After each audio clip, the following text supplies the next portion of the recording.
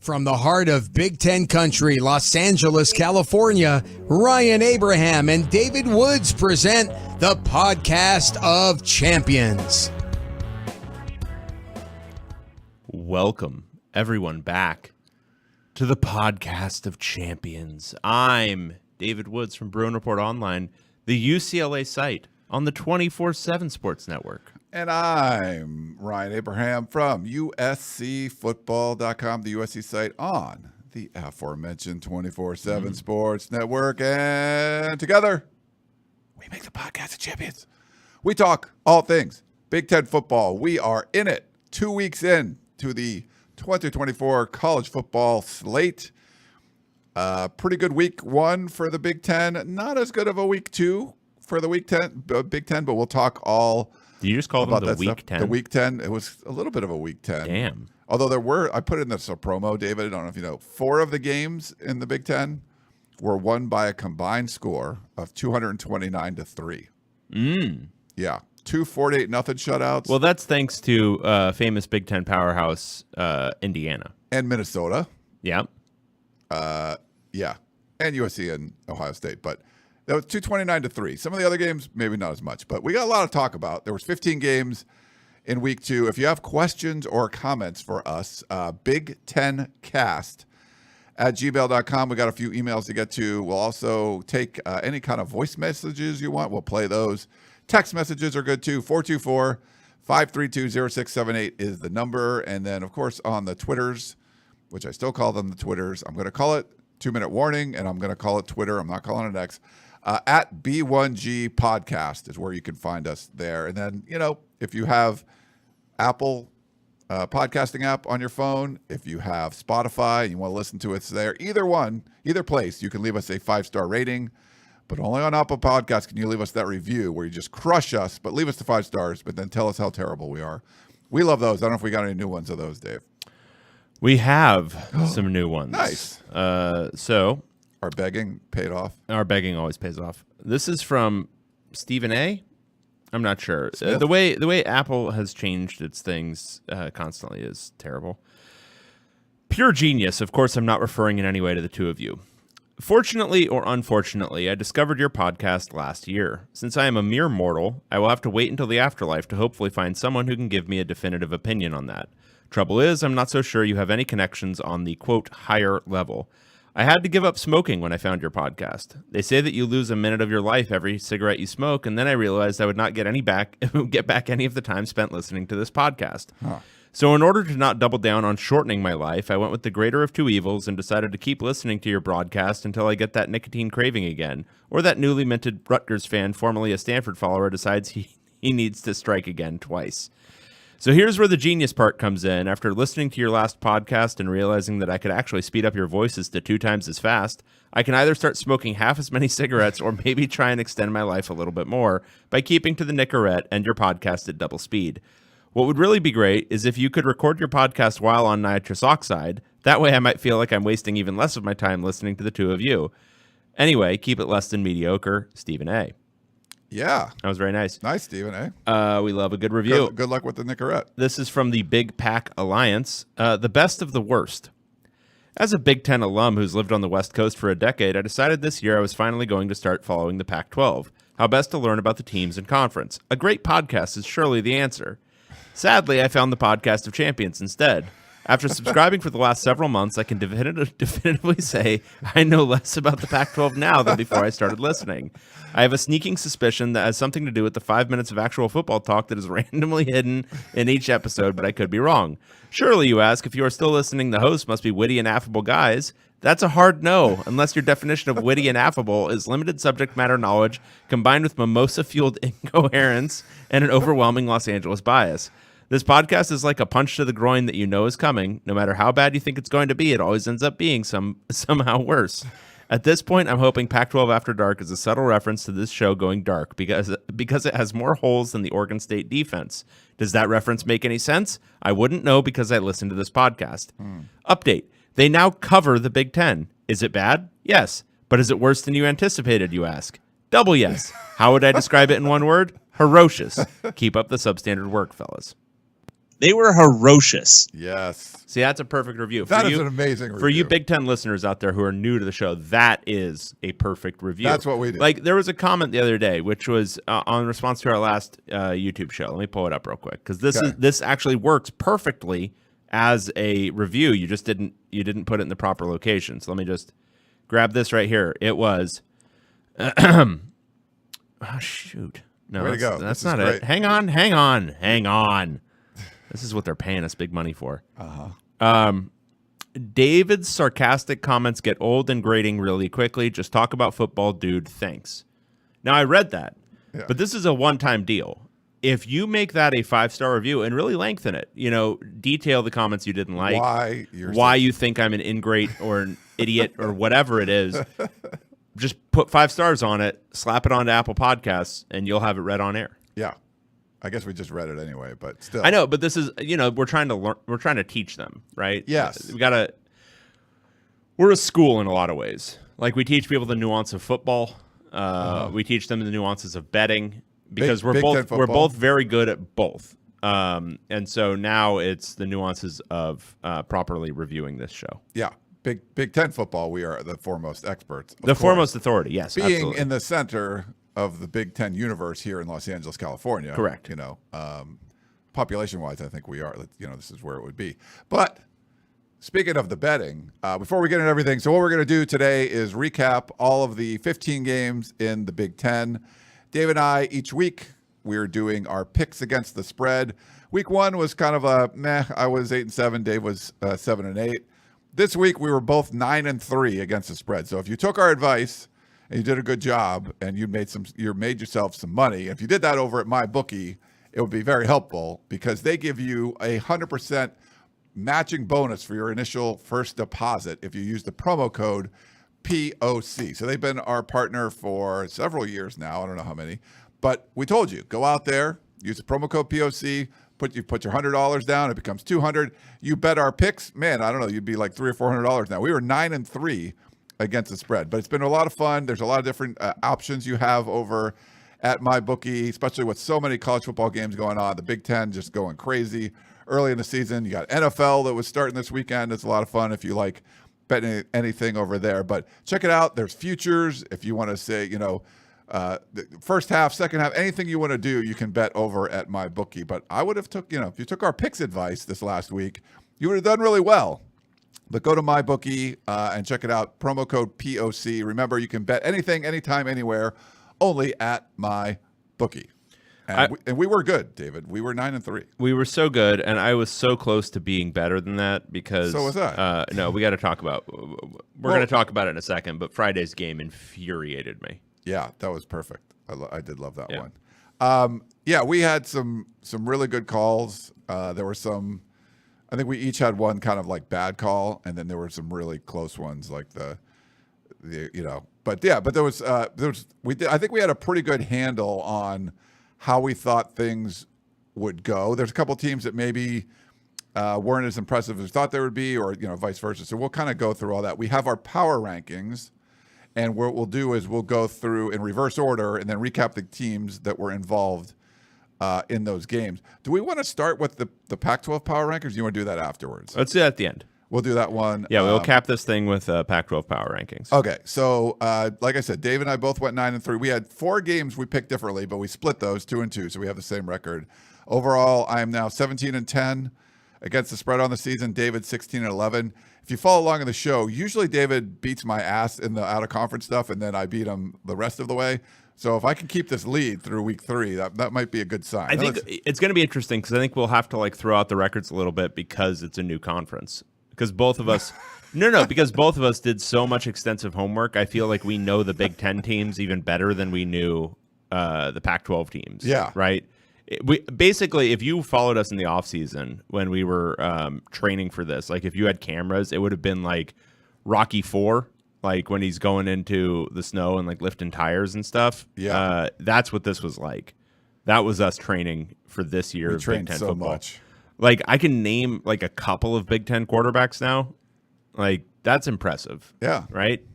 So this is, look, we're going to do a lot better is my point.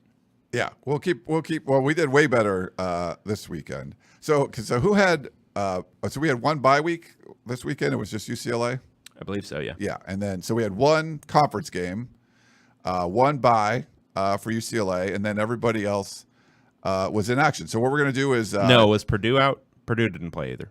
Purdue didn't play either. I don't think so. Let me see. Yeah. Okay. Yeah. Purdue. I don't think they did. Okay. Yeah. Okay. So 2 buys. Sorry about that. We're really on top of this stuff. You're great at what you do. There's a lot going on here. And do you want to let everyone know that you can see yourself now? I can see myself. So if you periodically see me looking in this direction, if you are watching instead of listening, it's because I can see myself now, and I have the attention span of a gnat. So I'm just gonna be like looking over there and be like, huh. Yeah. So if you're watching there on I YouTube, am again. If you're watching on YouTube, I'm putting the overhead view. So there's a monitor basically right here that he can now see himself. He complained that he couldn't see what was going on. I would ask him when we had guests. He would yell at me. No. When we had guests, so you could see them out there, viewer, listener, whatever, if you were viewing. Ryan could see them, but I couldn't see them. So if they were like talking, and I was trying to like fit my question in a certain time frame, I had to go completely off of listening. I couldn't just watch their mouth, because sometimes you can do that when you're interviewing someone. Yeah. But Ryan didn't afford me the ability to do that, and thus I was left. The free studio incapable. I provide for you for all of this. I did so much of the work in here. I painted these walls. I put up the drywall. Honestly, I'm thinking how many years I've been in here. It's like way too long. But yeah. Whatever. It works. We do have a bunch of comments and stuff. I'm trying to put up comments in the chat. So if you're watching us on YouTube live, we appreciate that. And if you have a question, you can just put like, hey, question, and I'll star it, and we'll come back to it later. But we got to jump in and do our recap. So we don't have, Shane hasn't provided like a Pac-12 Roundup soundbite yet, so shame on him and his wife, but no. Yeah, honestly, I can't, we should stop paying him too. Yeah, he's no more checks are coming. We're going to take away the equity in the podcast and everything. It's all gone. So no more of that until you provide that. But anyway, let's start with number 18. UCLA Bruins. Wow. That's a little loud. That was super loud. Yeah. So I got a new, behind the scenes, I turned some of the stuff up a little bit. So I'll turn that down. But David, I'll let you discuss what happened, because I think UCLA is still undefeated. UCLA is still undefeated, and yet they are 18th in these power rankings. Does that make sense? I'm not sure. Does it reflect my emotional state? Absolutely. UCLA was on a bye this past weekend. They're 1-0. Again, they got that tough victory in Hawaii 2 weeks ago. And they have to play again this weekend. And you have to watch. And yes, I realize I am using this as if you are being forced to do something.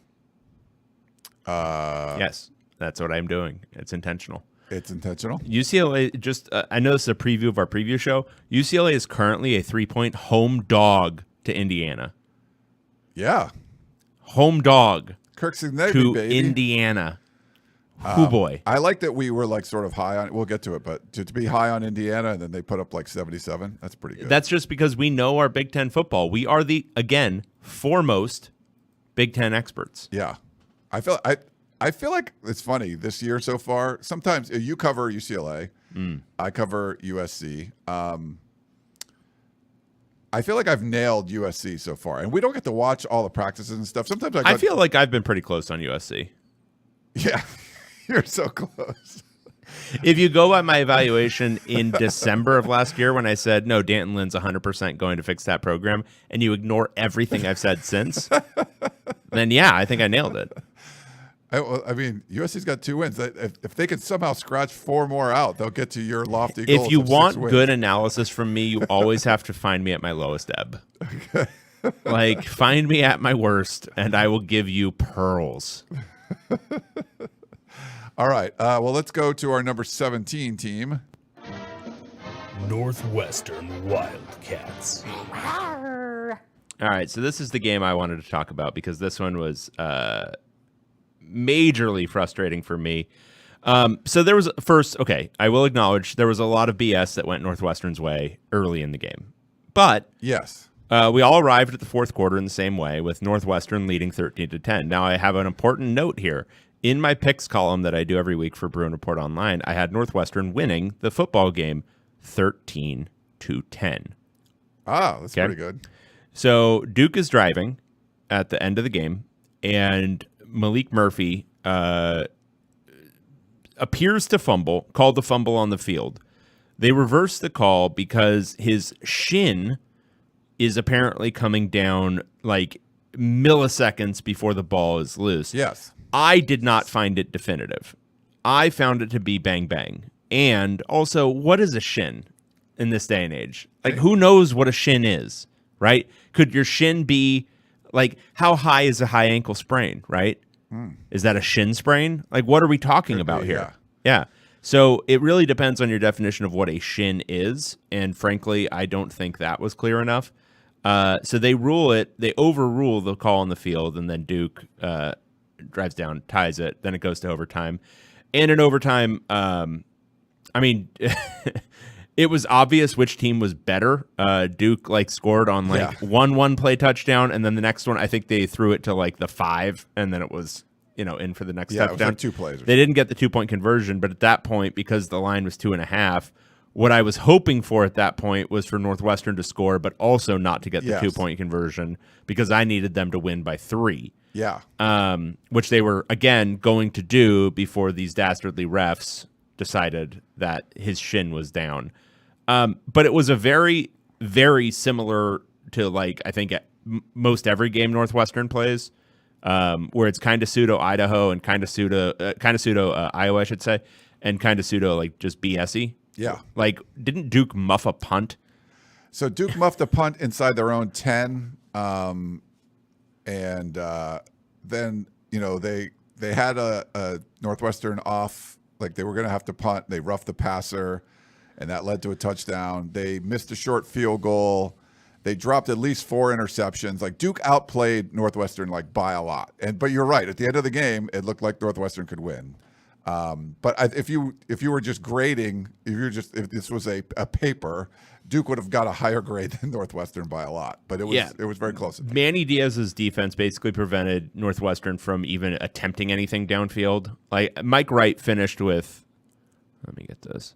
Yeah, his average yards per attempt was 4.4 yards. Just a lot of dinking and dunking trying to just move the ball that way, and they're not efficient enough. And Mike Wright is not. He's not a passer. He's more of a runner. I thought Northwestern's running back Cam Porter looked pretty good, and in OT that nice run to the pylon. But yeah, Duke, they're just a better team. Duke was better, and we'll see. They were a dog, so I feel pretty good about this pick.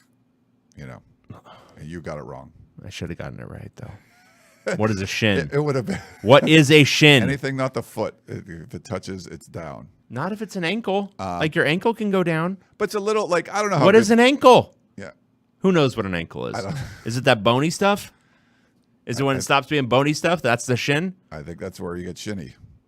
But what's a high ankle sprain then? Is it a low shin sprain? Tell me. Talk to me about this.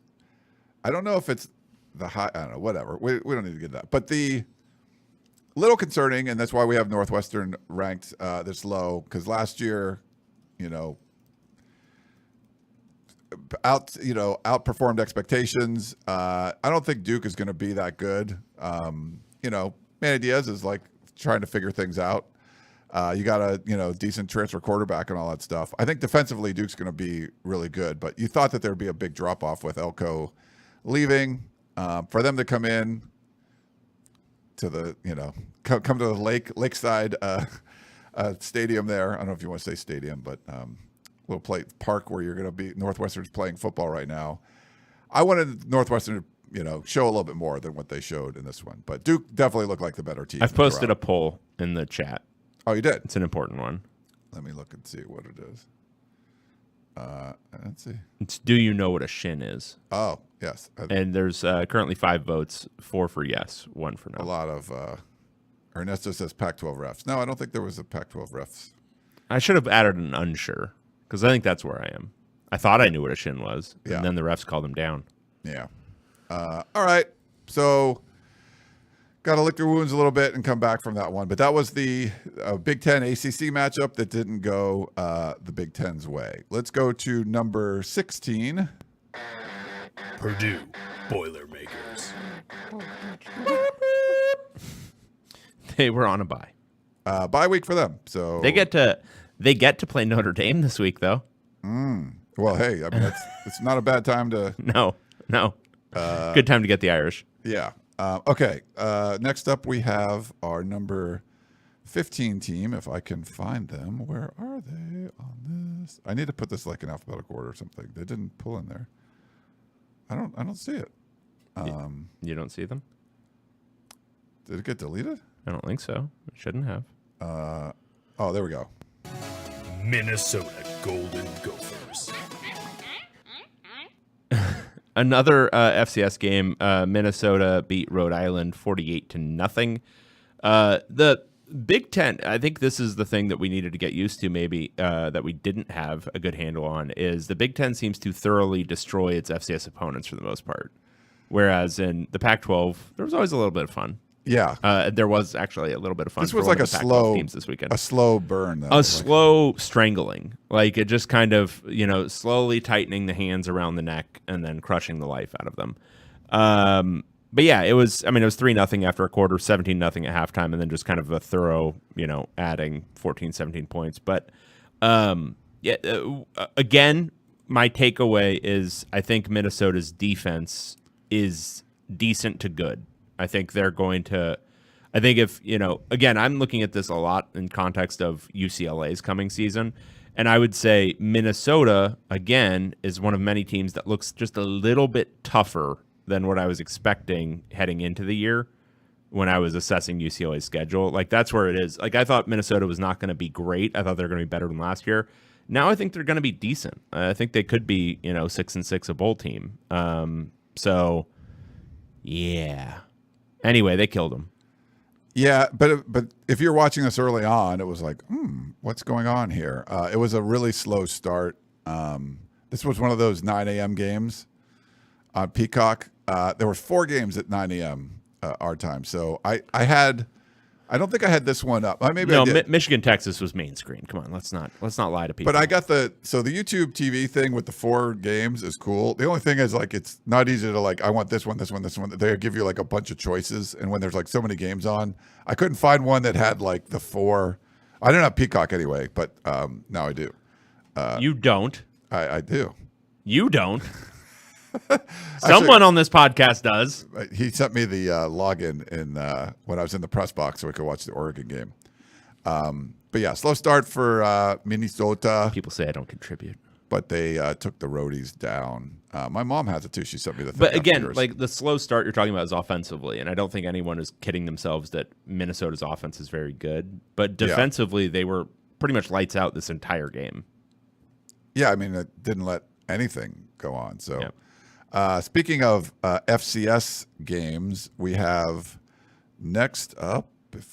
God, where is it? This is good. Too many teams. There's so many teams. Can we cut a few? Yeah. Wisconsin Badgers. Number 14. Number 14, Wisconsin Badgers, they got a lot of stuff to figure out because this was yet another game where they did not look convincingly good. This was a 1-score game going into the fourth quarter against South Dakota. And again, we did our Michigan directional rankings. Yes. South Dakota, if you don't see state attached to the Dakota, they're either not as good. good. Yeah. They're good. All the Dakotas are good. This is a good-ish FCS, but we're talking top 20. Not top 5.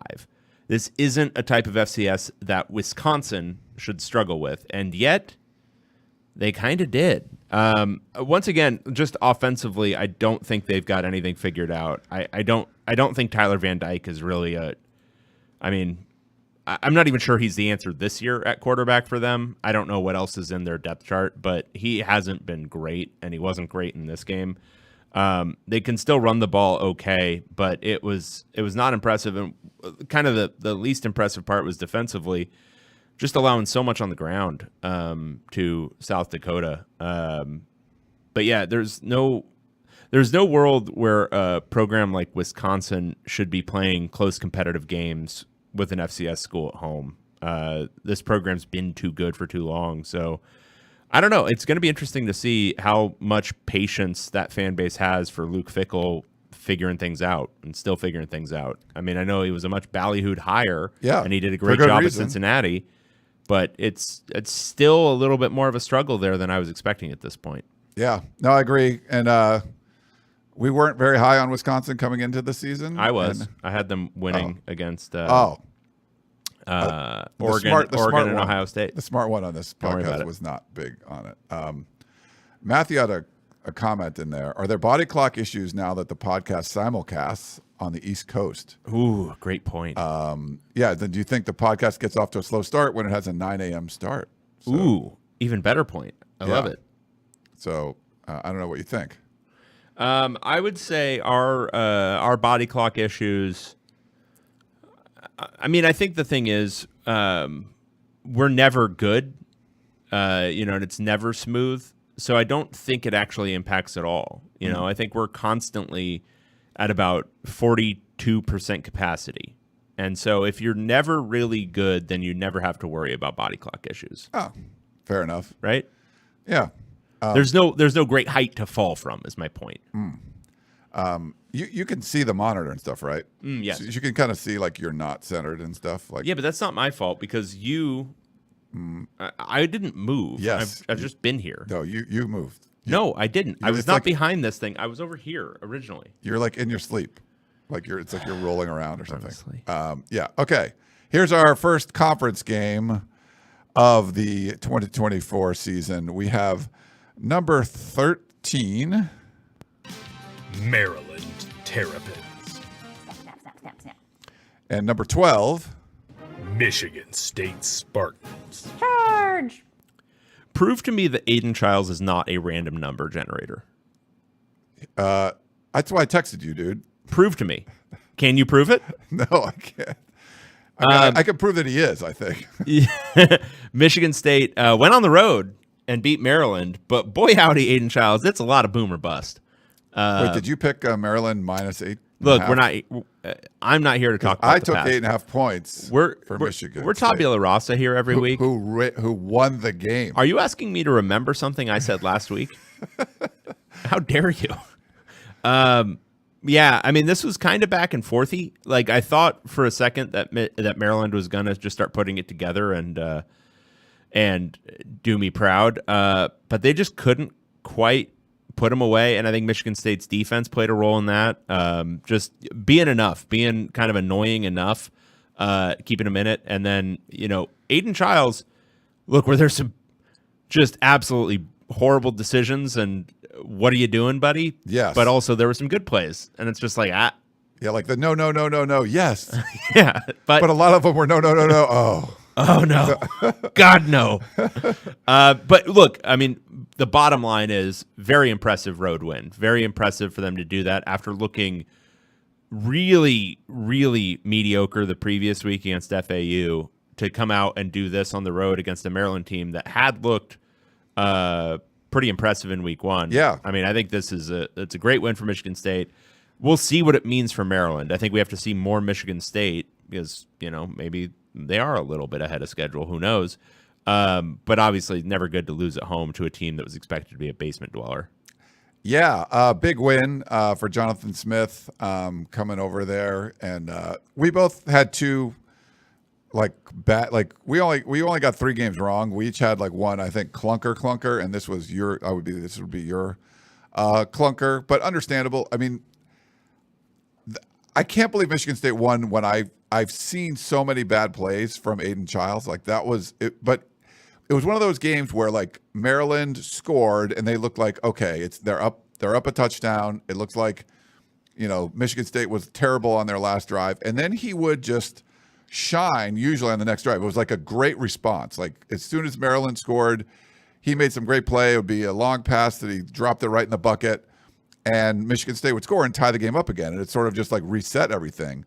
But when Michigan State would have a chance to go take the lead, there would be just overthrowing a dude by a ton and interceptions. And I think he had 3 touchdowns, but 3 interceptions and a fumble. The fumble was he was dropping back. And it looked I thought it was a sack fumble. I think they gave him credit for a sack fumble, but I don't even think he was touched. He just put his arm up and the ball goes flying backwards. And you're like, what is going on? So he was super feast or famine in this one. It's just one of those things. I think there was mistakes on both sides. He took a sack when they were in field goal range, and then he had missed the field goal, but then there was like an offsides, and then he got it. They hit the field goal and they go up 17-14. I think both sides made a bunch of mistakes, but if you just watched one dude, and it was Charles, and it was just like, I don't know what the heck is going on with this guy, but he threw a second half interception into the end zone that was like not close. A lot of penalties, a lot of Michigan State penalties that were hurting them. I mean, all the mistakes that Michigan State made, and they won. I'm not sure how, but they did. But I thought they would keep it close, and they did. I didn't expect Michigan State to win this one, but he literally was a mistake machine. But he also made a bunch of cool plays too. Yep, absolutely. We have a let me see, where do we got it? A super chat. Ooh. Yeah, look at that. Let me put it up on the screen. Oh, thank you, a Bruin in Chicago. Yeah, finally caught you all live. Glad we made it through Ryan's vacation season. Keep up the mediocre work, guys. Oh, awesome. Thank you so much. That's really cool of you. Thank you very much for doing that. Okay, moving on. Let's see. That was we had 14 and 13. 13 and 12. This is our number 11 team. Indiana Hoosiers. Hey, folks. I'm from Indiana. I watched an upsetting amount of this game because I had to. It's Friday. Well, and also UCLA will be playing Indiana, so I wanted to get another good look at them. And the big note I had from this one, first, what you need to know is Western Illinois, one of the worst FCS programs. I don't think they've won a game in 3 years. Like, they're very, very, very bad. Western Illinois. Bad. But my main thing that I took away from it, and the thing I kept writing or texting to people, was this is what a competent team does to a very bad team. Like Hawaii's bad, right? Well, Hawaii struggled with a team that's actually power ranked like a little bit lower than Western Illinois, but in the same ballpark. Oh. They struggled to put them away. Indiana. Hawaii struggled to put away UCLA too. Uh-huh. Indiana murder stomped here. I was like 7. So 77-3. The first, I mean, if you watched like the first quarter of this game, you saw everything you needed to see, which was for Indiana, a 2-minute touchdown, 3-minute touchdown, a 59 or 9-second touchdown, a 4-minute touchdown, 4-minute touchdown. They basically scored touchdowns on every time they touched the ball, except for the end of the half when they also got 9 yards on a run. Their first time not scoring on a full drive was in the fourth quarter. And by not scoring, I mean not scoring a touchdown. Just gotta feel good. Curtis Rourke had 2 incompletions. At one point, fairly late in his performance, he was averaging well over 20 yards per attempt.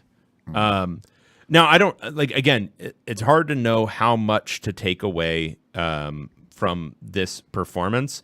But what I would say is Elijah Surratt, the transfer who came in from JMU with Signetti at receiver, he looks legit. Like tearing up an FCS defense the way a legit receiver should tear up an FCS defense. Curtis Rourke, we'll see. He was really good 2 years ago. He wasn't so good last year, but he looks more like the guy who was, tearing things up for Ohio in the MAC 2 years ago.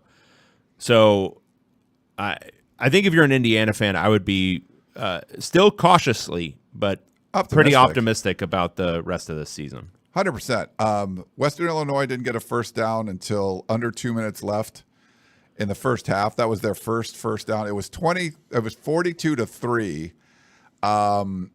Western Illinois they got a couple first downs and they kicked a field goal. And at the halftime interview, Kirk Signetti was just like, it's 42-3.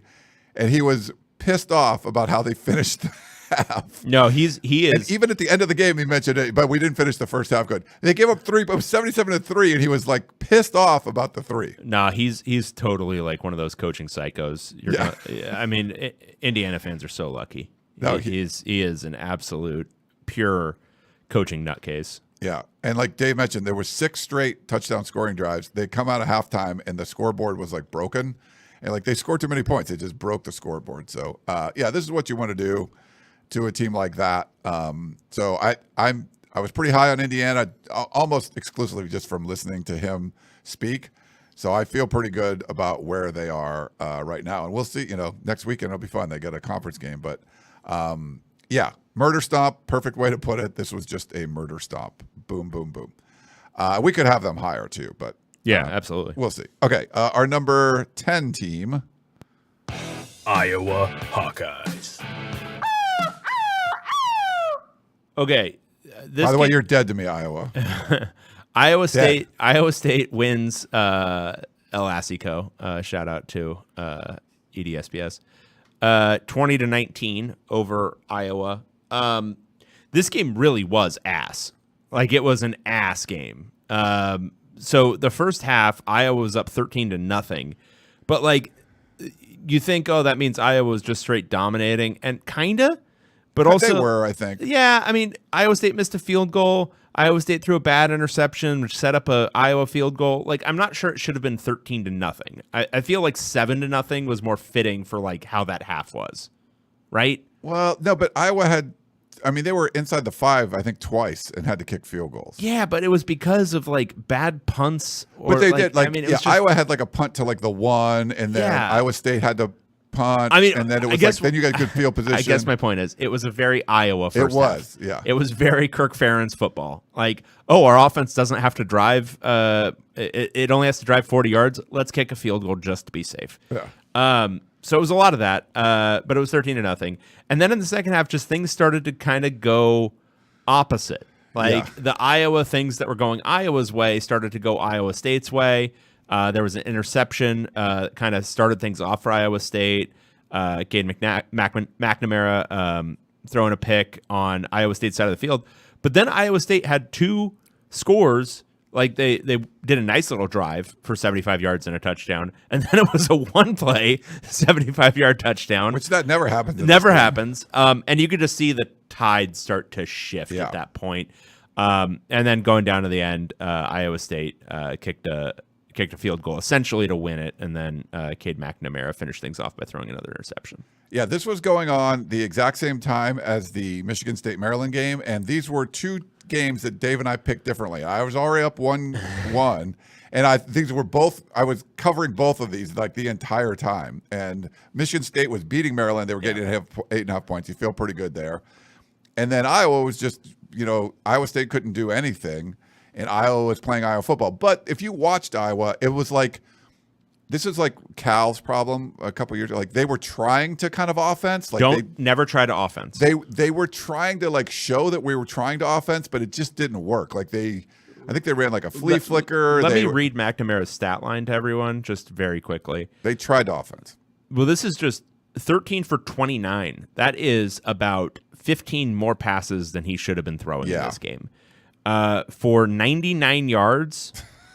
3.4 yards per attempt and 2 interceptions. Meanwhile, their running back, Caleb Johnson, 25 carries for 187 yards. Yeah.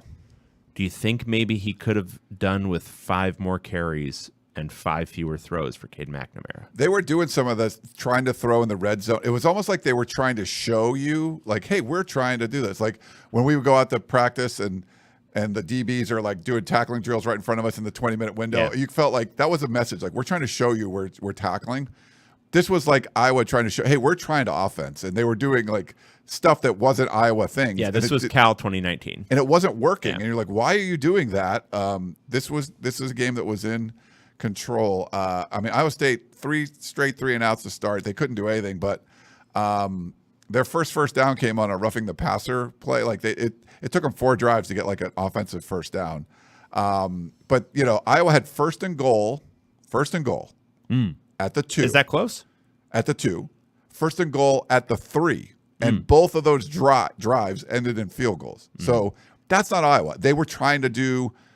I think one was a sack. Like, just run the damn ball in. And sorry, did you say that kicking field goals from inside the 5 is not Iowa?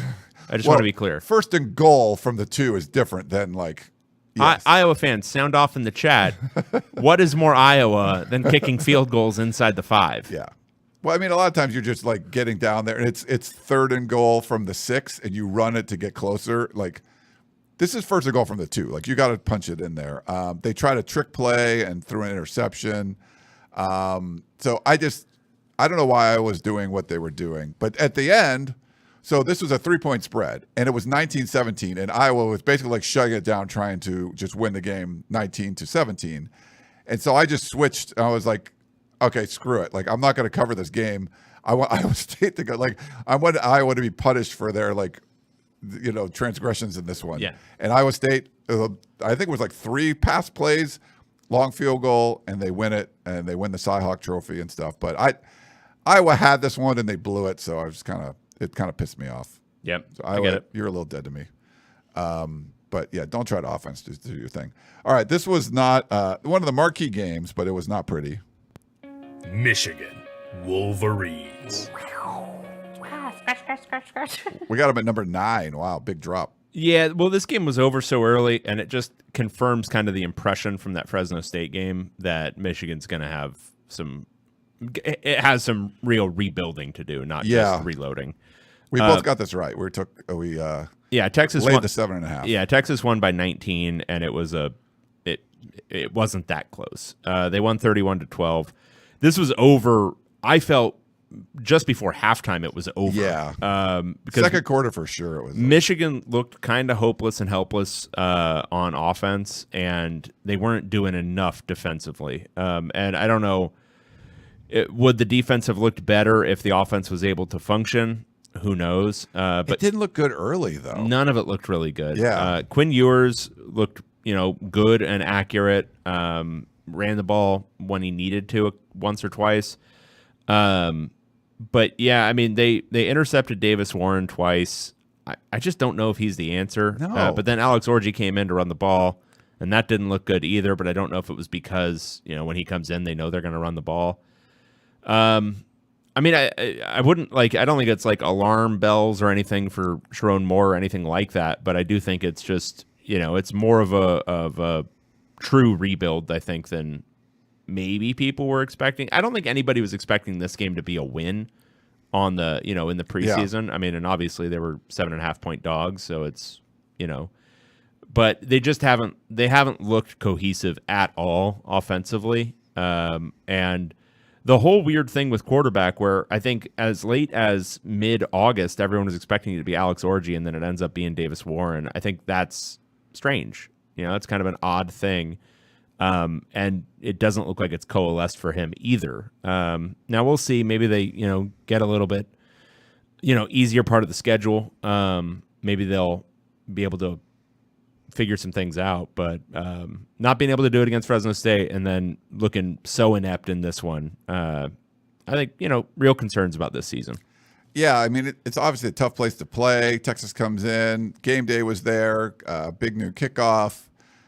There's so much, was on this game. Everyone was there in Ann Arbor, waiting for this one. And yeah, I think after a while, if the offense, you can see they're not doing anything, then maybe that puts a little more pressure on the defense. But this is a Michigan defense. I think they're supposed to have 3 first-round draft picks on it. And if you just watched, you wouldn't have seen that. Now, I think Texas is really good, and Sark has been building that. I mean, they have a lot of money doing the portal stuff, doing recruiting.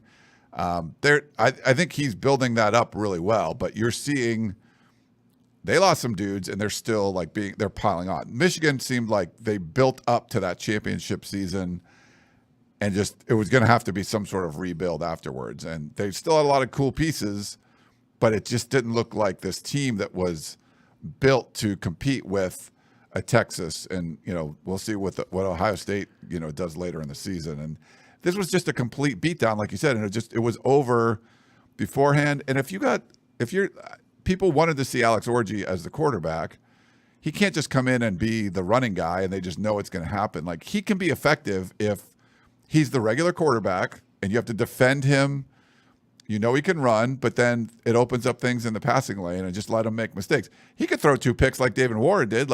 What if David Warren's going to be back there throwing picks? I'd rather have the more dynamic athlete there throwing some picks and he'll make some bigger plays too. So it just doesn't seem like the upside with Davis Warren is enough that you would say, all right, we'd rather go with the upside of an Alex Orji. So I'm not sure why that is. And, I'm not in practice and stuff to know what's going on. But just from what I've seen, I'd rather go with the athletic guy and see what happens. Yeah, I think at this point, that wouldn't be a miss. Especially now, because it's like, well, you just got absolutely thumped. But, it's not a conference game. You can lick your wounds and come back from it. But not a good sign. Just from the first 2 games we saw, it just seems like rebuild. It's not a reload. It's more of a rebuild. And that's going to be – there could be some big growing pains. But, yeah, not a good result for the conference, but not unexpected either, I guess. All right. Well, our number 9 team, we have Washington Huskies. What was our line on this game? We had the line at 24.5.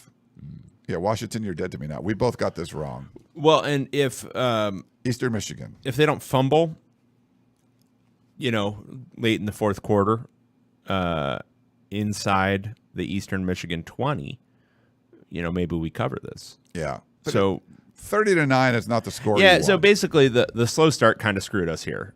Because Washington started super slow. I think they went 3 and out in their first one, and it was not much better on their second drive. And yeah, I wouldn't say it ever looked like, Eastern Michigan's really going to challenge this one. It just looked like Washington was not firing on all cylinders. It was, they were on East Coast time. Yeah. Or something. Yeah. I'm not sure. Exactly. But then, once they did, it looked fine. The middle stretch of this game, they were pretty dominant. Will Rogers, I thought, looked really good. And Jonah Coleman, once again, had a very, very, very productive day on just 11 carries. It just didn't start early enough for us. We needed them to, win this one by 35. And it felt so close to happening at different points. And then just, no. But again, my big takeaway is Washington looks pretty good. Like they don't look. You're just disappointed because they didn't cover. I'm not as high on Washington as you, but I would say offensively they look a lot better than I was expecting. I thought it was going to be a little bit more. It was going to take a little more time. I think Coleman's legit, right? Like, you're not a big Will Rogers guy, huh? I'm not. Let's see him some better competition, but I wanted to see him kind of light it up in a game like this. And he threw 4 TDs. 5 incompletions and 261 yards. He averaged 10 yards per attempt. Yeah. And you're like, no, that's piss. That's not good enough. They scored 30 points against, that's all they're scoring was just his stat line. So that's concerning for me. He lit it up. Personally. You were saying he didn't light it up. I think the Washington offense in general, it was him. Coleman could run. But they got to score more than freaking 30 points, dude. You're again just upset about the first quarter. I'm very upset about it. When you have to cover a big spread and you're looking and what are they doing? Show up, score. Score the opening 2-3 drives. Just do it. Do it. You just want everyone to Indiana people. They needed the Indiana people. Yeah. I get it. It did not happen. So I don't know. You're a little higher in Washington than I am. We'll see. Well, you're talking about the second best directional Michigan. Okay. We go by alphabet. Okay. Yeah. Okay. So let's see, Washington, what you got coming up. Our number 7 team is Illinois Fighting Illini. Hi, I'm from Illinois. One of the biggest wins of the weekend for a Big Ten team. Huge win. Illinois, as we predicted on this here show. Did we predict that? Yeah, we did. Illinois beat Kansas at home 23-17. So major takeaway from this game is, first, Kansas was shooting itself in the foot a lot. There was just, Jalen Daniels could not stop throwing interceptions, and he was super inaccurate downfield. So it's just weird, but it was weird. You got to credit Illinois' defense. Yeah, we thought maybe takes a step back this year, but they look good. And then on the other end, Luke Altmaier did enough. He wasn't. It's not again lighting up the scoreboard, but There were like Luke Altmaier signs in the stands. But what stood out to me, like just watching him, I mean, because his stats will not blow you away, but just watching him, it was like, oh, that's the right play. He's doing the right thing. Like he's throwing it to the right guy. He's not pretty mistake free. And I think that was critical in a game like this that was going to hinge on, just like marginal things. Like, can you get the punt 10 yards deeper? What can you do to move the ball just a little bit more? And I thought he was pretty efficient in that respect. And then they shut out Kansas in the final quarter, scored 10. It was, honestly, it was a really impressive performance. I thought it was a well-coached game from Illinois. And just, coming on the heels of winning, I think, 45-0 over the FCS in the opener, it's yet another team that I think is slightly better than preseason estimations. Illinois was expected again to be one of the cellar dwellers, and to go in and beat Kansas in that way, I think it's just the effect the Pac-12 teams just rubbing off on all these Big Ten teams, just giving them that stalwart West Coast toughness. Yeah, Brett Bielema though, like you got to give him credit. He was good. It looked like a team that was well coached, like. Or was it going to be the most dynamic offense in the world? Like, no, but they were super competent on defense. And I think just the end of the game, if you watched it, they essentially, and we had Illinois plus 5.5 in this one. They end up winning by 6. But they played keep away for like the last 6 minutes of the game. They were able to do like a 5-minute drive. It was really it was very smart. And it was just like, you felt like Kansas could come back and take the lead, and they kept. I think they ended up kicking a field goal on that last drive to put it to a 2, to 6. So you couldn't like. Yeah, the touchdown came before that, and that involved 2 impressive throws from Altmaier and 2 really impressive catches. Yeah, no, they had some great plays there, but that final drive where they just like took the air out of the ball, it's just like, wow, that's pretty good. So yeah, it was a home game, but it's still a ranked team from one of the Power 4 conferences, a team that a lot of people were high on in Kansas. And, to get that win in a day where there was some bad L's or some poor performances, you got to give the Illini credit on that one. So that was a good one. That was a nice feather in the Big Ten's cap for the weekend. Yeah, and it helped that Jalen Daniels just decided he was going to give the ball to Illinois several times, including a pick 6 and that fumble at the end. The pick 6 was bad, yeah. Okay, number 6, we've got Oregon Ducks. All right, Oregon fans, I love you, right? They're already upset in the chat. I feel good things for you as a former Pac-12 member. I predicted you to win the Big Ten this year. I'm afraid you might be ass. I know this is a tough thing to contend with, but your team might be ass this year.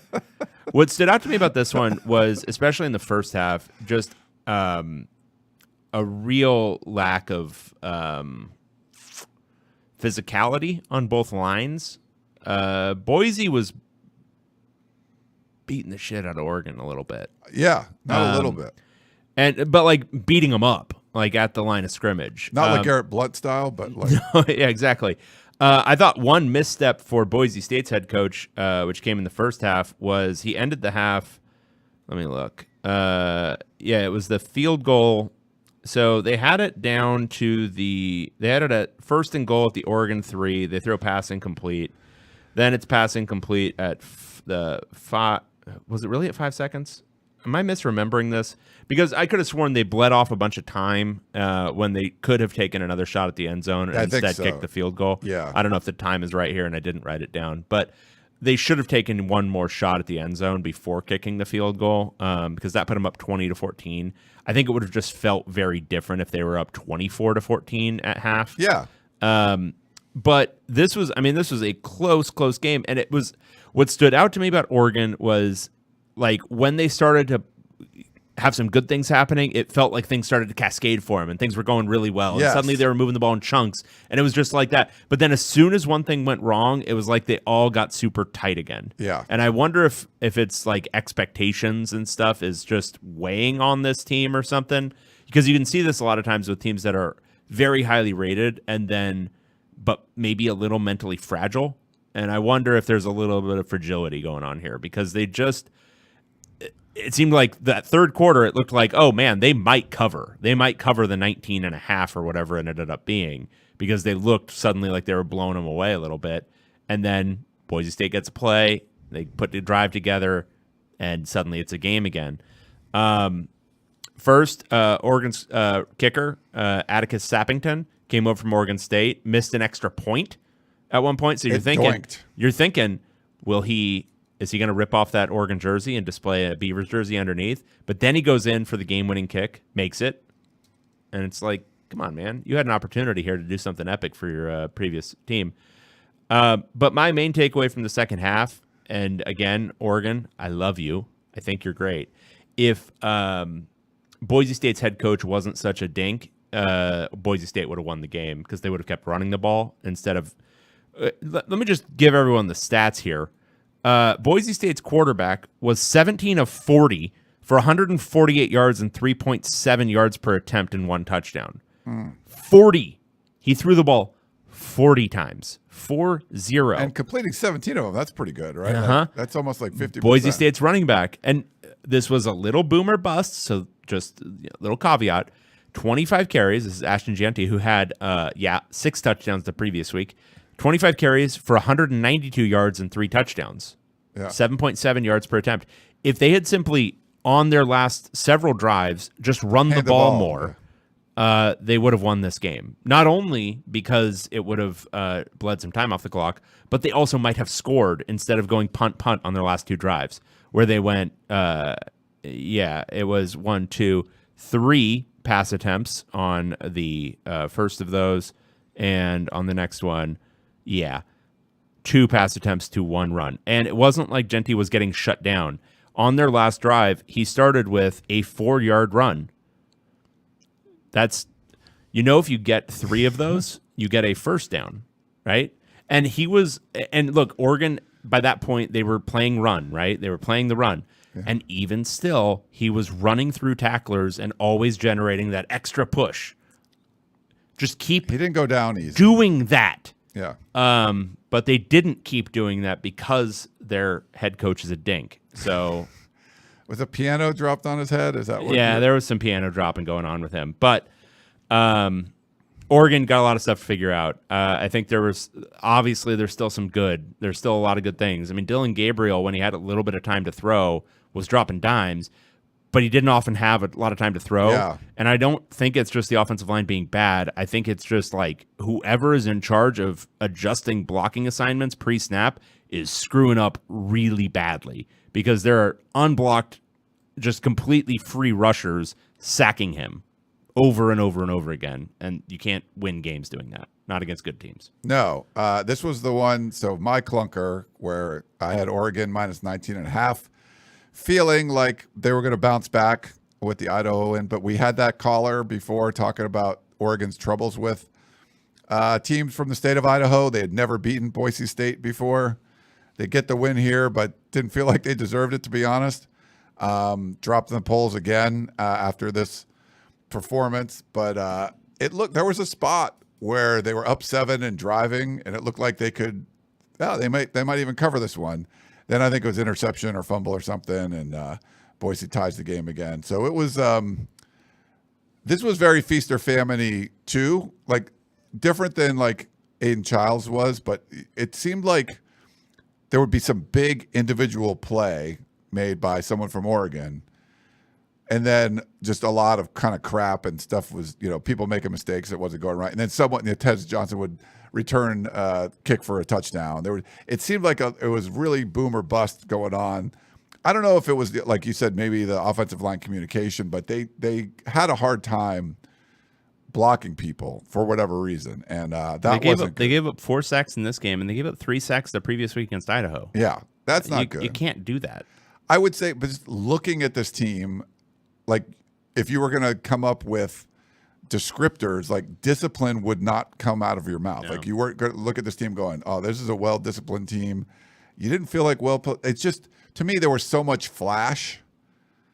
It was a huge play. Like that's how, and I covered USC teams where it was just like they weren't able to do like the dirty work, but they could make a big play. That was the note because I couldn't put my finger on what type of USC team it was, but that's what it looked like. A very talented USC team that was like probably like mid Clay Helton era or Sarkisian or Kiffin maybe. That's just no toughness. Yeah. And I'm not talking about like physical toughness. Again, I wonder if there's some mental fragility going on. Yeah. You know, just like when things are going well, you're up and you're able to do it, and when things are going down, you're kind of in the dumps. Yeah, though it just felt to me like there wasn't like the substance. It was just a lot of flash. Even that late kickoff return for a touchdown, dude drops it before he gets into the end zone, and one of his teammates jumped on it. But like stuff like that was happening. You're just like, what is going on here? Like, and I wanted to get your thoughts on this. And someone in the chat, search in the chat says they had people out on the offensive line. It's like, yeah, okay, you got some starters out. They had two guys out, but again, I don't like. It's you played Idaho and Boise State. Well, it's Oregon. Yeah, I mean, the super talent edge cuts both ways. Like, yeah, you've got a huge talent edge, and you've got that blue chip ratio potential to actually make a run, but also you should be able to sustain a couple of injuries and be fine. So this is the point I want, and Blazed Bunny in the chat is bringing it up. And I wanted to get your thoughts on this, the way this team was built. Oregon players are only there for the money, reminiscent of Texas A&M from 2 years ago. When you do build a team, and Oregon is one of those teams that can outbid people for NIL deals, right? I mean, Phil Knight can come in there. Are there some pitfalls doing this where there's a lot of dudes that got, you could say overpaid to be on this roster? Does that? I don't love that arg. I think you've got lots of teams that build somewhat through the portal and they end up with great team chemistry and the whole thing. And I'm not even saying I don't even know if Oregon's problem is chemistry or guys not caring. I don't think it is. I think it's again my impression of them is that they got tight. Like they get tight when things start going poorly, which is a sign of frankly, that's a sign of wanting it a lot and feeling the pressure of expectations more than it is the reverse. So, no, I didn't get the impression that, but I do think there's some major coaching points, like the number of penalties in this game on like special teams, the number of holding calls on kickoff or offsides on kickoff, and just like stupid stuff that they should be figuring out. And I would imagine with Dan Lanning, they're going to. I'm a big Lanning fan. There was this great moment coming out of timeout for a kickoff, and homeboy, I mean, he's the head coach of the team, and he's in there in the special teams huddle, and he's literally counting the guys in there to make sure they have 11 going onto the field. Now, there's a lot of head coaches who do not have that attention to detail. And if you are the kind of psycho head coach who has that attention to detail, I'm sure you're going to figure some things out. But I wonder if they've got some sports psychology stuff to figure out too. Like maybe maybe the buttons. He's a motivator head coach, right? Like it's if you were picking his archetype more than anything, and I think he's a recruiter too, but he's a motivator. He might need to find some different buttons to push with this group because I think they're not necessarily responding the way he wants to. Expectations to pressure to all that kind of stuff because there's no doubt about the amount of talent on this team, right. But getting them to kind of coalesce into something that can actually contend for the Big Ten, that's still a major project right now. Yeah, I've covered plenty of teams that have a lot of talent that didn't look like a great team, and so far this is what Oregon's kind of looking like to me. We have a super chat, Alan in St. Louis. Hey Dave, could you let Martin Jarman know that there's still a few thousand left in that Bitcoin account we set up? Password is still thanks for Lynn. Pain. Okay. Thank you for the super chat. Appreciate that. Yes, thank you for the super chat and thank you for the pain.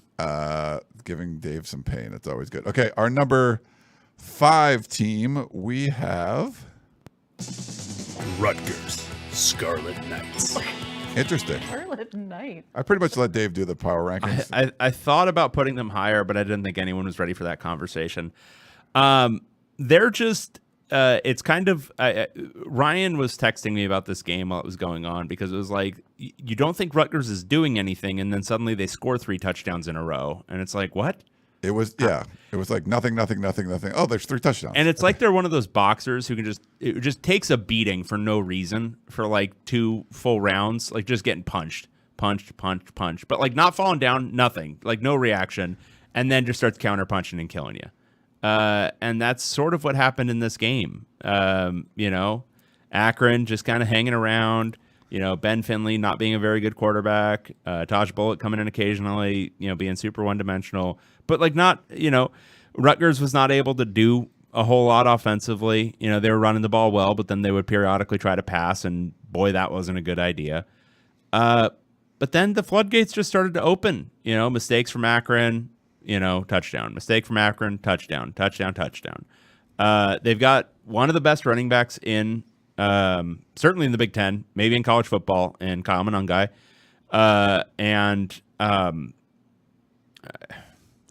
Ethan Kalikmanis looks better than he looked for Minnesota last year. He doesn't look good. He doesn't look good by any stretch of the imagination. But he looks a lot better than he did against as the Minnesota quarterback. And Rutgers ends up winning 49-17. Roughly in a similar fashion. Baby. Well, roughly in a similar fashion to what Ohio State did to them the previous week. Not quite the same. Akron had a little bit more success offensively, but Rutgers still, more or less shut them down defensively, and then that running game that'll play. I wish they had a slightly better quarterback because I'd feel more bullish on their potential this year if the quarterback situation was just 20% better. Doesn't need to be a whole lot better, but just a little bit more accurate, a little bit more efficient. But as it stands, I think 5 is fair for them. Like, I don't know. Like, if you had a neutral field tomorrow, who are you taking? Them or? Well, you're probably still taking Rutgers. You're probably still taking Oregon over Rutgers. But Rutgers, Illinois? I don't know. Yeah. Michigan even? Rutgers, Michigan? I don't know. Rutgers, Washington? I don't know. Rutgers, Iowa? I'm taking Rutgers. Yeah. I think they can go, like, just Kyle Monangai the way, over 200 yards rushing. I think they could ride him for a while. And when you look about the same as the class of the conference, Ohio State, against the same opponent in the week, I think they're doing what they need to do. I think the schedule is pretty favorable. We talked about that before, right? So someone in the chat said, are we ready for a 10? The country's not ready for a 10-game winning Rutgers. And I don't know if that's going to happen, but they're looking the part so far. As we talked about preseason, the schedule is very favorable. Yeah. So looking at it right now, at Virginia Tech, we'll see. Yeah. Virginia Tech lost to Vandy. Yeah. Washington at home, I would have Rutgers favored. I would. At Nebraska, that's looking like a real game now. Yeah. Wisconsin at home, that's a win. UCLA at home, that's a win. At USC, probably a loss. Minnesota at home, that's a win. What are we talking here? That's Virginia Tech, Washington, Wisconsin, that's 3 more. UCLA, 4 more. Minnesota, 5 more. At Maryland, pick them at worst. Michigan State just lost. Beat them there. So Illinois at home, and Michigan State on the road. Closing with those 3, could they go 2-3 there? They could go 3-3. Then we're at 10 wins. Yeah. Right? If my math is correct. Yeah. But yeah, it's we'll see. They got to show up every week. But this was encouraging. They did what they needed to do. Cover the spread. Thank you. Although it looked a little hairy early, but then they were just scoring in bunches. So put them away. All right, our number 4 team. Nebraska Cornhuskers. I'm peeling corn. I also thought about putting this team higher, but it's hard to make that conversation because of the 3 teams that are ahead of them from a talent perspective. But this was a beatdown, and the final score does not reflect it. No. It was 28-0 at halftime, finished 28-10 Nebraska. But Nebraska just kind of, okay, well, we're content with our 28 points. You're not going to score enough, so it doesn't really matter. And that was basically the way they treated that second half. They made Shedeur Sanders look pretty pedestrian in this game. And big part of that was his offensive line continuing to look like Colorado's offensive line from last year. Yeah. Honestly, it's shocking to me how very similar Colorado is to the team last year, except they're not surprising teams as much, I think. Yeah. And so it's, not that it's ever easy to cover Travis Hunter, and it wasn't in this game. He had 10 catches for 110 yards. But I think teams have a better idea of what they're going to try to do on both sides of the ball. But Nebraska methodical beatdown. And they ran the ball pretty well. But Dylan Raiola, I thought, was, again, he's a true freshman playing in a big emotional game, and he didn't look rattled. He looked totally composed, and sort of like Luke Altmaier's stats aren't going to blow you away, but I thought he made good decisions. Generally doing the right thing, getting him into the right stuff, throwing it to the right guy. It was not a ton of mistakes from a true freshman, but ultimately, they just shut down this Colorado offense so badly, and so it's. If you watched Colorado last year and you haven't caught a game this year, it is the exact same team. Yeah. And it's new personnel at so many spots, but they are the exact same team. They cannot run the ball. They don't really play defense very well. Shedeur Sanders is pretty good, and he's got a couple of good receivers, but they have no offensive line. And it's just, how did you go and create that with no transfer portal limitations? How did you go and create the exact same team again? Yeah, I don't know. That's a weird one. But this one, the way we thought, we laid the 7.5. And thought Nebraska would put a beat down on them. People gave me crap. When we did our preseason picks, I had Nebraska winning 10 games this year, and we're like, they haven't made a bowl game since 2016. But you just felt like this was the year that Matt Rule, who can build programs, was going to put it together. As long as Raiola could, be a pretty good quarterback. He didn't have to be a savior, but just have a lot of upside and don't make too many freshman mistakes. And so far, he's looking pretty good there. I thought they could have won by a lot more. Like you said, it was 28-0 at half. There were a million flags in this game. This felt like Pac-12 reffy kind of game. But, this is how we thought that was going to go. Colorado, a lot of flash and some stars, right? You got some superstars, but the way Deion was trying to build this program wasn't how you can maintain. Like, we've seen teams flash for 1 year with a bunch of transfers, but you got to build some internal, you need some of that glue, some of the mortar between all the bricks, and they just don't have that. And that's why I was big. I didn't like people bashing on Deion when he first got the job. I was down with him, like, hey man, this is cool for college football. This is good for things, but he's made some really bad choices since he's took over, because he can do what he does really well, but you still have to do some of the things that regular programs do, recruit high school players and build some of that stuff up. You could run people off, but you can't run everybody off and then run them all off again in the year two. So I wasn't like down on Deion early, but he's definitely, I think, made some poor decisions if you're trying to build, for long-term success. If you're just trying to make 1 year work, it kind of worked the beginning of last year and then fell apart. And it's not, we'll see how it works this year. They got a good win week 1, but this was a blowout in week 2. Yeah. No, and Shiloh got hurt, right? He broke his forearm apparently, according to Deion. But yeah, I was pretty pro Deion and this whole thing, but the experiment's it's not working. Because I don't get too hung up on the stuff that's off field. I didn't think the way he handled cutting a bunch of guys was I didn't good, like that either. Yeah. But I also cutting a bunch of guys is fine if you.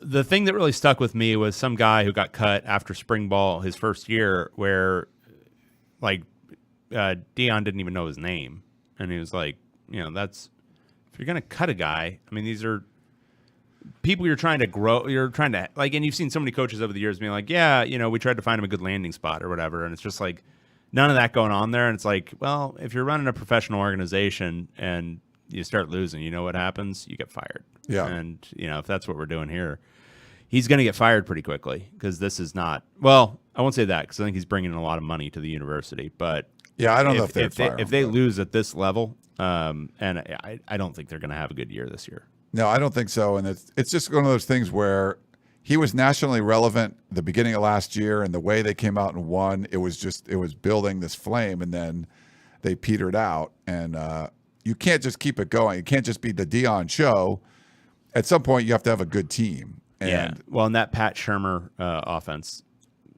not. we got a lot of Sean Lewis comments in the do chat we? and stuff too. Yeah, people are talking about it. But Pat Shurmur's no bueno. But good for Nebraska. I mean, I think you probably get more credit for, like, I think you didn't beat a very good team, but you're going to get a lot of credit for it, especially because they beat you last year and it's Dion and all that stuff. So, this Nebraska's looking like the way I thought they were going to look. So keep going, Huskers. All right, number 3, we got Penn State Nittany Lions. Rawr. They were number 1 our first week, but they dropped to number 3 because they easily could have lost this game. Yeah. They were playing, was it Georgia or was it, who were they playing? It was one of the best teams in, is this the Bowling Green in Kentucky? Side note, before we continue the joke. Is it the one in Kentucky? I think or is it it is, Ohio? right? Or is it no, Which it might Bowling be Green Ohio. is this? I don't know. I don't know. Well, it's the best team in one of either Kentucky or Ohio, correct? Yeah. Yeah? Yeah. It doesn't work as well if I don't know the state, does it? No. No. Sad. Oh, well. Bowling Green went into State College and almost won. They lost 34-27, but this was a game that at no point. It's Ohio. They're in Ohio. Okay. The best team in Ohio, right? Bowling Green? Not quite. No. Yeah. Okay. They won 34. It could have been Kentucky. Yeah, but no. Penn State won 34-27, but at no point was this game comfortable in any way for Penn State. They were down for a huge portion of the first half. They were down at halftime. They finally pulled ahead in the third quarter, but it was still like neck and neck. And frankly, at the end, I mean, they had to intercept Bowling Green not once, but twice to have a chance to win this one going away. Drew Aller didn't look good. I mean, his stats look okay, but his interception late was pretty bad. They were driving. He throws a pick. Not good. They ran the ball effectively, but the first week I was kind of like, I was too down on Drew Aller. Maybe he is one of the top quarterbacks in the Big Ten. But then after this game, I'm like, is he? Is he really? Because that didn't look very good. And then defensively, Penn State's a very, very highly rated defense, but Bowling Green was moving the ball pretty consistently. Hot knife butter. Yeah. It was like there was not a lot of resistance. So I don't know what to take from it because they looked so impressive in week 1 against West Virginia, which is theoretically a much better team than Bowling Green, and then looked so bad in this game where, again, they could have lost and it would have been probably one of the worst home losses in Penn State history, I would guess. Not knowing a whole lot of the history, I would guess so, in terms of the quality of opponent. Yeah. Like Notre Dame's loss. A lot to figure out here. But building around that running game seems prudent. I mean, you've got 2 really good running backs who both had over 100 yards on very minimal carries. But it's not as if they're not doing that. I mean, they only threw the ball 20 times, and theoretically it was efficient, but just watching the game, it just didn't look very good. No. We had a comment. Let me put it up in the chat. If Deshaun from Big Bob, if Deshaun Foster was the head coach at Bowling Green, he would make sure everyone knows we're in Ohio. So, that would have been a nice factor there.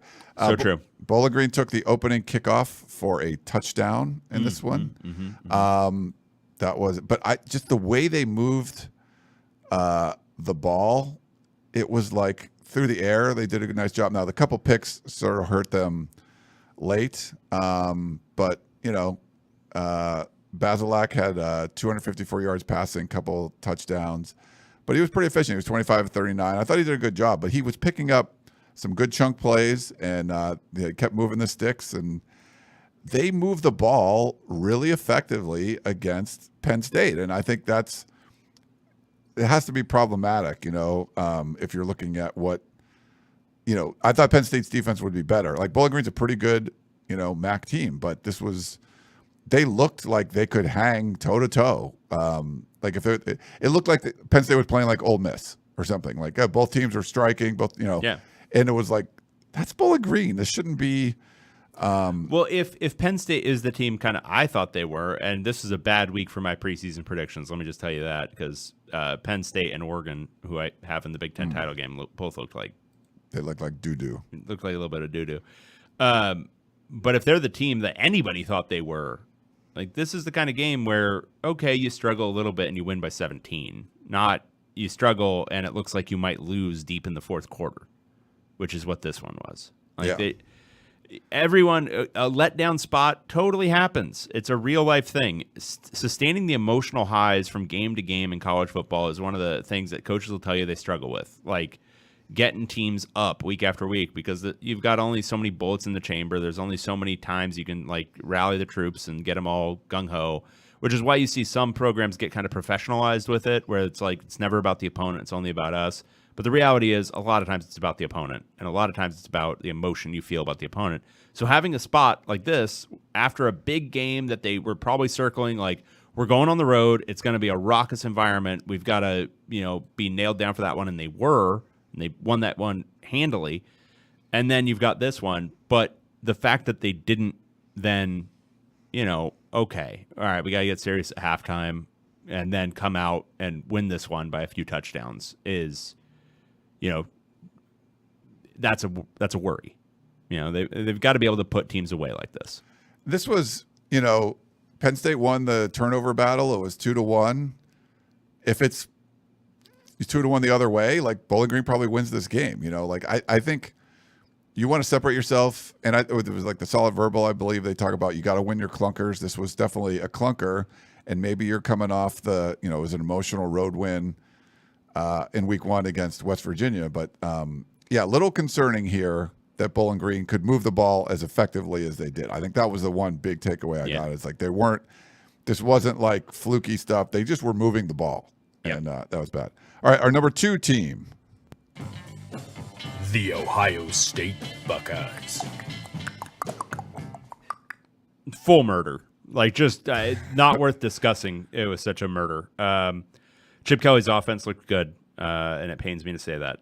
But defensively, that was really the story. They held Western Michigan under 100 yards. So 100 yards. Yeah. I mean, held them to 0 points, 56-0, but 100 yards in a game where the starters were out of this thing midway through the third quarter, maybe even earlier.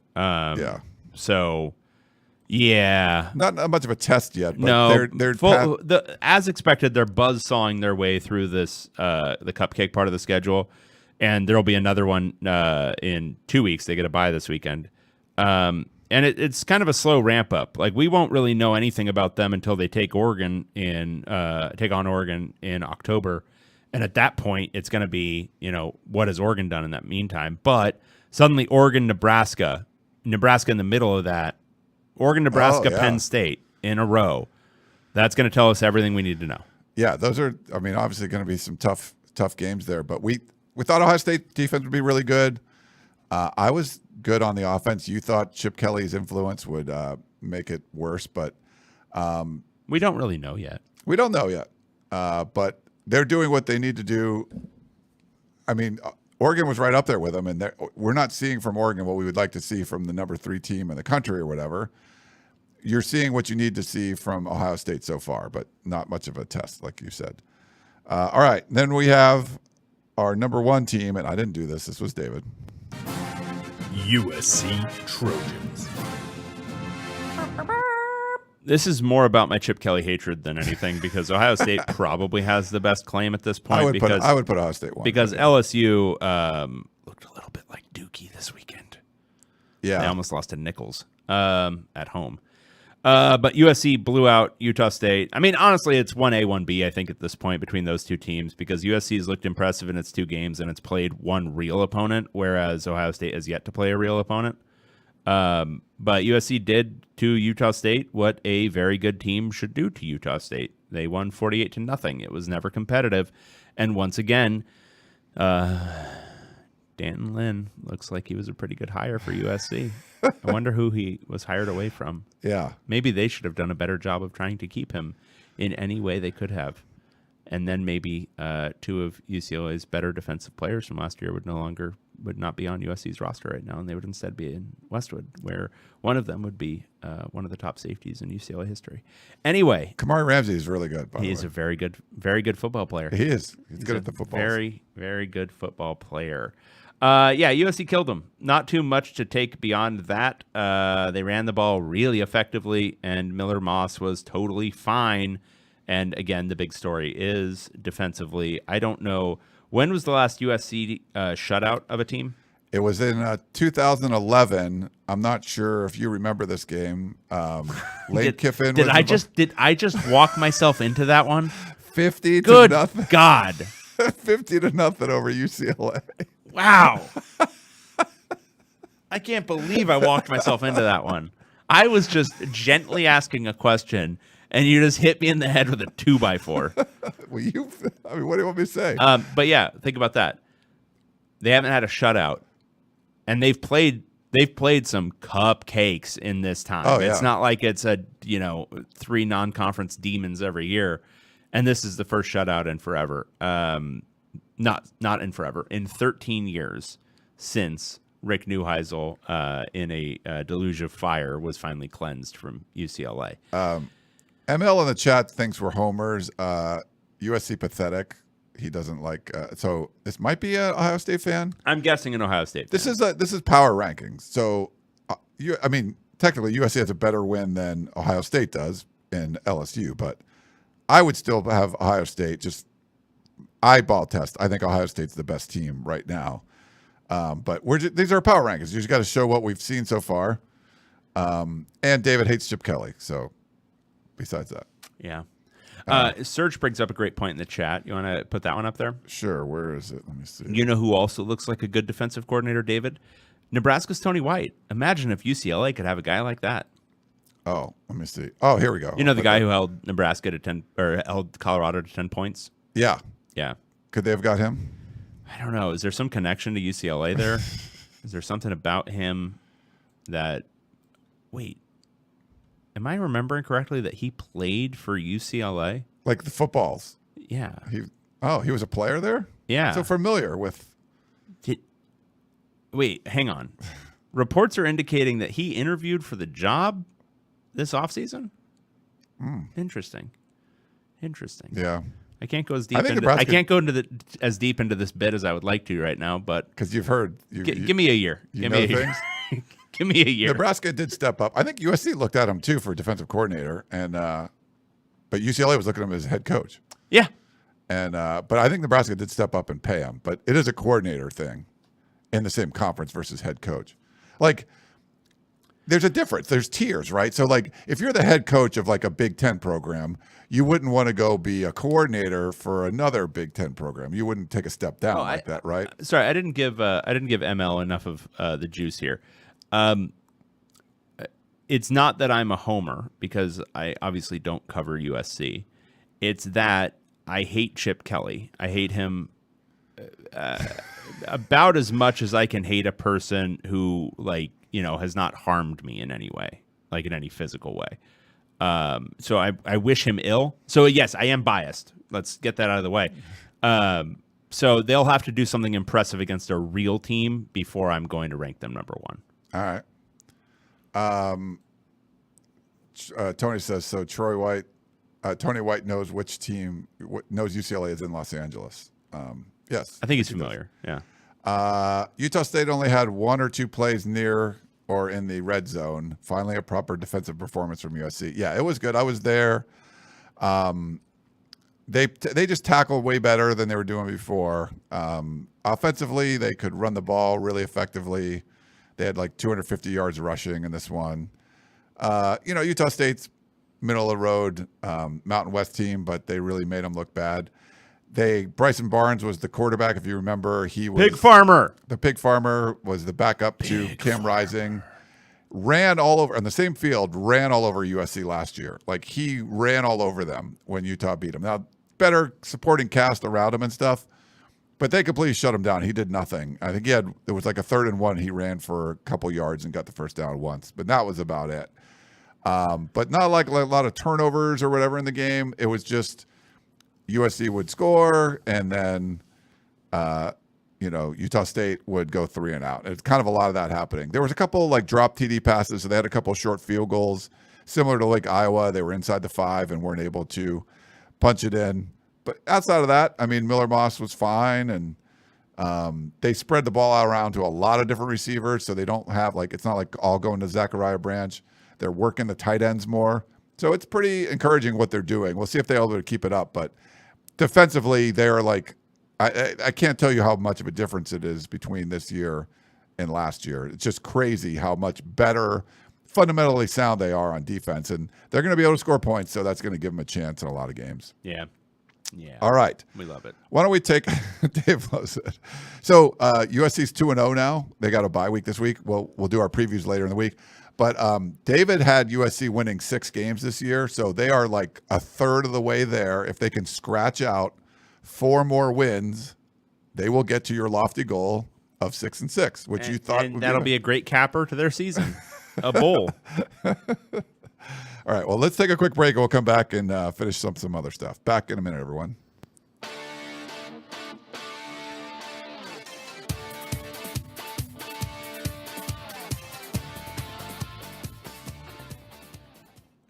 You got to play our drop for the what's our drop? For the Roundup. Pac-12. Roundup. Oh, yeah. I'm sorry. Where is it? Okay. Pac-12 Roundup. We got to do the most important power rankings of the day. The Pac-12 ones. That's right. We're an hour and a half already. What happened? I don't know. We entered a vortex. Number 12? I guess when you have to talk about 15 games. Yeah. Number 12? Okay. God, there's so many things going on. Sorry. Number 12. We've got UCLA Bruins. Wait, did you not redo these? What? The Pac-12 power rankings? I didn't know. Oh, I didn't do them. Oh. Here, we're going to do them on the fly. You ready? UCLA is definitely last. Okay. Done. We have to move Cal up. All right. Colorado's going to be next. Let's do, okay, number 11. Colorado Buffaloes. They look like ass. Number 10, Oregon State. You want to do that? Yeah. You think? They won. They shut out San Diego State on the road. Well, who are you making 10? This is a powerful league. Okay. Maybe Arizona. Okay. They struggled. All right, we can go Arizona. You want to do that? All right. Sure. Number 10. Arizona Wildcats. Sorry, Arizona. All right. Then we'll go then we can go Oregon State. Are you proving that? I'd go Washington maybe, because they didn't cover. No. Stop it with your covering. Okay. What, you want to do Washington State? Yeah. Okay, Washington State. We'll do the good one. Washington State Cougars. Oh, yeah, maybe Stanford should be down there somewhere. No, we're doing Stanford next. Okay. Number 7, we got Stanford Cardinal. And then I'm going to go that one. What do you think? Yeah, we could do that. Number 6. Arizona State Sun Devils. But 6 with a bullet. Like, they're looking They're good. way better than we thought. They had to kind of hang on, full on fingernails, hanging on against Mississippi State because they were up huge, and then it was suddenly not so huge. But they won. Yeah. And they look a whole shitload better than last year. I'd be happy if I was an ASU fan. Yes. But then number 5. Big win. California Golden Bears. The sturdiest of Golden Bears. They beat Auburn on the road. Wait, you have Oregon State number 9? Didn't I? I think you did. Did we do them? I don't know if we did. I thought we did. Number 9. Oregon State Beavers. I think we skipped over that. Maybe we changed it as we were going. Well, because, somebody didn't do their job. Cal went into Auburn and won yes, a football game. Did you know that they were thinking about not starting Francisco Mendoza this year, and then they reluctantly did there at the end? And I'm like, this is why Justin Wilcox can't have nice things, because you just found a quarterback with just juice upon juice, and then he goes in there and he beats Auburn on the road. Yeah. Cal's pretty good. No, they're not bad. I think Auburn's not that good, but they outplayed them. It was just one of those things where Cal would take the lead and just hold on to it, and then they need to score another touchdown. They would. They played a good football game. Oregon State did get a 21-0 win at San Diego State, so I thought that was pretty impressive. Yeah. All right, next up, number 4. I don't Washington agree. Huskies. You didn't cover. Ryan's opinion is wholly based on whether or not your team covered. If I pick you, you're supposed to cover a big spread. You don't. I think you're terrible. Yeah. So that's how I go. Like Next. this team could be like a 10. Oregon Ducks. 3. I could have made them 4. I think if I'd had more time to do this, I would have made them 4. I think Cal could be 3 here. Yeah, Cal could be 3. If these are power rankings, Cal should be 3. Yeah, well, we were doing them in like literally real time. Okay. Number 2. Utah Utes. These 2 Utes. Unfortunately, Cam Rising got hurt. I think it was 23-0 against Baylor in a non-conference game, even though they're in the same conference. It was scheduled before. And then they didn't score another point after Rising went out. Yeah. How hurt is he? Do we have any idea? It was like a hand thing. I don't know. I haven't seen the update. But if he's out, they don't have the pig farmer anymore. Can you trade for Utah State to get the pig farmer back? I don't think you can get the pig farmer back. I think they have to find a new one. They have to grow a new one. Yeah. Cultivate a new pig farmer. It's like a cloning system. Yes, exactly. All right. And then number 1. USC Trojans.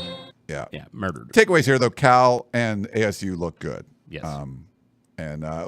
This weekend's going to be a lot of fun because we got the Civil War and the Apple Cup. Or what do we used to call them? It was the Territorial Cup and the Freeway Series or something. Yeah, we call them what they are, right? Yeah, so this weekend it's Oregon State, which is the Territorial Cup, and then it's Washington State, which I believe big game. Is that the big game? Yeah, I think that's the big game.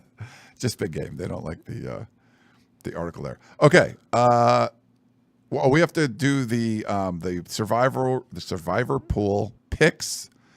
252 entries total. 84 survived to week 2. You got to pick a winner and you got to pick a loser. There are only 25 survivors left. So the winners, a lot of people picked Minnesota. People picked Indiana, Rutgers, Wisconsin, Washington. Someone picked USC and someone picked Ohio State.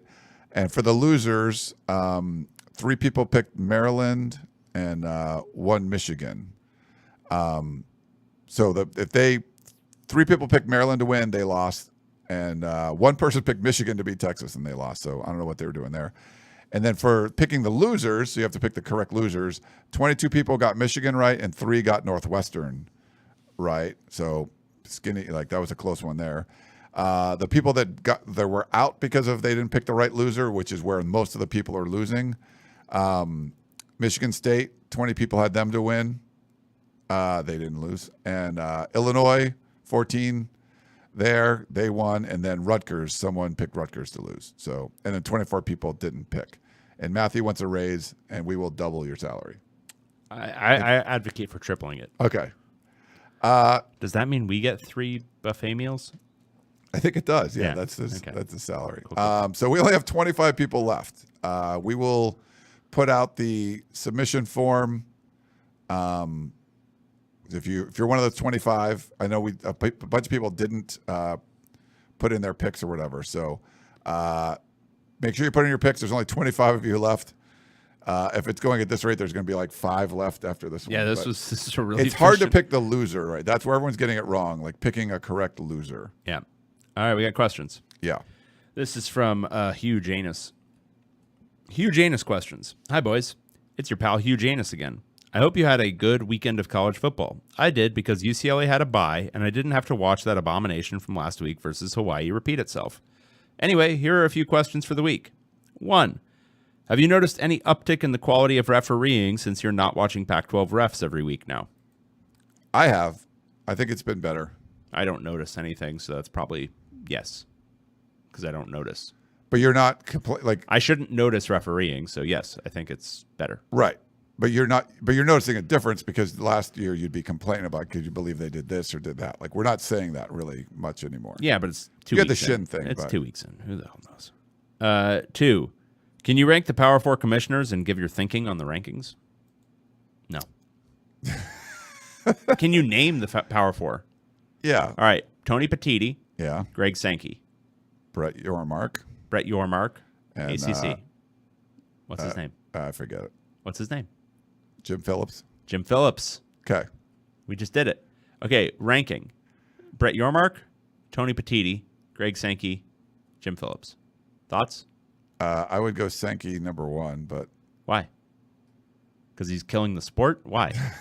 oh, so this is like your moral ranking. No, it's not moral. It's will their actions, kill the sport? And Greg Sankey's certainly up there. That's true. Brett Yormark, pound for pound, is probably one of the best ones, right? He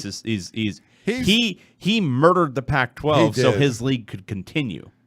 If there was a power, I think he would be. Yeah. It's like he's the guy that took over like a mid-major program and got him to like the Orange Bowl. Yeah, or no, something. I mean, Yeah. obviously he's the best. It'd be like saying Chris Peterson isn't good because he coaches at Boise State. No, he's good because he's winning a shitload of games at Boise State. We had a comment there, Apple Cup. We know what they're really called, but those are our bit from before. We would call the rivalry Don't explain the bit. games. Okay. Make him figure it out. They can figure the bit out. Okay. So thank you. Oh, wait, is there more? No, there's so many more. Oh, crap. It's Hugh Janus. Okay. 2 or 3. If you had to cover a team other than the one you currently cover, who would you pick and why? Doesn't have to be a Big Ten school. I mean, I'd probably just do UCLA so I could stay here because I like living here. What about you? Probably like one of the big ones. Alabama, LSU. Would you want to live in like Tuscaloosa? That'd be okay. Be hot. Ohio State could be, I don't know. Columbus seems cool, I guess. I mean, Texas probably. I'd probably, if I was going to move somewhere, it'd be like I'd cover Texas and Austin. That's also hot. I like Austin, though. 4, please rank these authoritarian leaders from worst to least worst. Hitler, a softball here, he's a clear number 1. Stalin, Pol Pot, Saddam Hussein, Elon Musk. All right, so obviously Hitler's worst. Then I think you got to go Stalin as like a close. He killed like millions of his own people. Like, let's rank it 1 to 5th. I think it's 1A, 1B. I think you got Hitler, and then you got Stalin. I mean, just from like a sheer number of people that they murdered. Yeah. Then you got to go. I mean, Pol Pot is pretty high up there too. Then Saddam. Then Elon Musk, and then Saddam Hussein. Right? I like the cars, so I'm going to go Elon last. Yeah, Elon's probably last. Saddam Hussein also murdered a lot of people. 5, you're the AD for a university with a big-time football program, and you're hiring a new coach. You only have 3 choices available to you for the position: Lincoln Riley, Steve Sarkisian, or Lane Kiffin. Who do you pick? I think right now, Steve Sarkisian. yeah, right? I think he's showed the most growth. I think it goes Sark, Riley, Kiffin. It could either one. I mean, Riley's younger than those guys, but like He's just gotten there. Kiffin hasn't. I mean, we all. Yeah, I guess he's we all like accomplished his more. persona these days, but He's he accomplished hasn't more than accomplished a Kiffin. ton still. But I think, yeah, they're different career paths too, where both Sark and Lane were starting off in shaky ground, and Riley just took over for like a legend. And we'll see. I think it'll tell a lot how he does in the next couple of years with USC going to the Big Ten. But I've been impressed with Sark. I didn't think he would be able to do this at Texas, and he's doing it. So He's crushing it. He's killing it. yeah. Go Bruins and FSC. Hugh Janus. P.S. Bonus question, if you have time. What's your favorite sushi joint around L.A.? I don't.